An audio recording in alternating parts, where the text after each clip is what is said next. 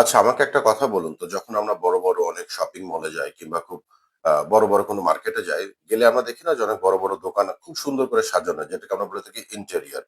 আচ্ছা, আমাকে একটা বলুন তো, রাস্তা তো জুতা কিনতে পাওয়া যায়, রাস্তা তো জামা কাপড় কিনতে পাওয়া যায়, সবকিছু রাস্তা তো এখন কিনতে পাওয়া যায়, ভ্যানে বিক্রি করে।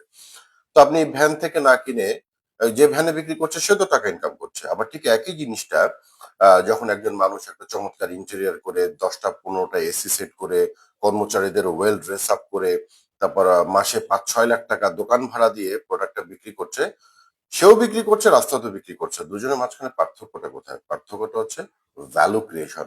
যে মানুষটা রাস্তা থেকে একটা প্রোডাক্ট কিনছে, আমি তাকে ছোট করে বলছি না। বিষয়টা হচ্ছে কি, আমি যখন ফুটপাত থেকে একটা প্রোডাক্ট কিনছি, ওই প্রোডাক্টের প্রতি কিন্তু আমার কোনো আস্থা থাকবে না। যদি কালকে ছিঁড়ে যায়, নষ্ট হয়ে যায়, আমার সাইকোলজিতে কি কাজ করবে জানেন? যে ফুটপাত থেকে কিনেছি, রাস্তা থেকে কিনেছি, এটা আর কতই ভালো করবে। আরে বাদ দাও না। রাস্তা থেকে জিনিস কিনেছি কত, আমার সাইকোলজি কিন্তু আমাকে এটা বলছে। যে তুমি তো রাস্তা থেকে কিনেছো, তুমি তো একটা ব্র্যান্ডের জিনিস কেনোনি, এটা নষ্ট হবেই।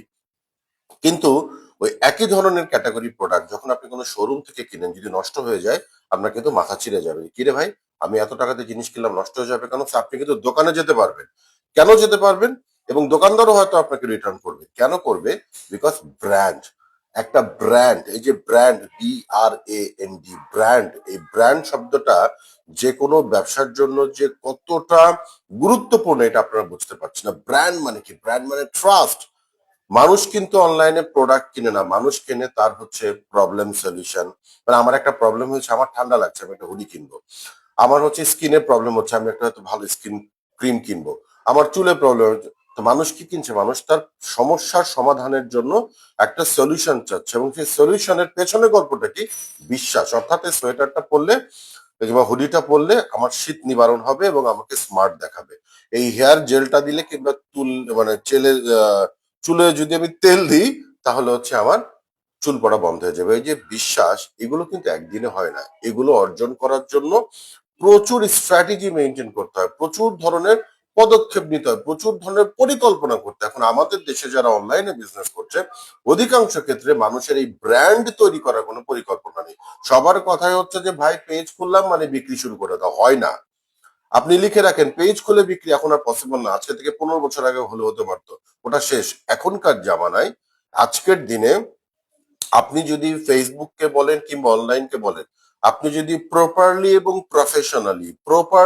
প্রফেশনালি ব্যবহার করতে না পারেন, ভালো কন্টেন্ট না দেন, মার্কেটে যদি আপনার প্রোডাক্টের কন্টেন্ট নিয়ে স্ট্র্যাটেজি ব্যবহার করে টেস্ট না করেন, তাহলে কিন্তু হবে না।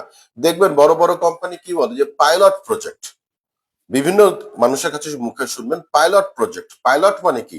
যে আমি একটা প্রোডাক্ট নামাবো, সেই প্রোডাক্টটা মার্কেটে নামানোর আগে আমি একটা টেস্ট করব, পাইলট প্রজেক্ট। যে এই পাইলট প্রজেক্টটা যদি প্রোডাক্টটা হিট করে, তাহলে বুঝবো আমি সাকসেস।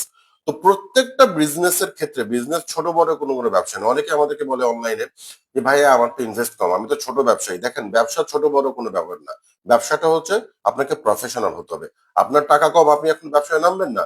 আপনি 1 বছর পরে নামুন, 2 বছর পরে নামুন, আপনি গুছিয়ে নামুন। শুধু করার জন্য করে তো লাভ নেই ভাই, শুধু করার জন্য করে লাভ নেই। যে কেউ করতে পারে, টিকে কয়জন থাকতে পারে?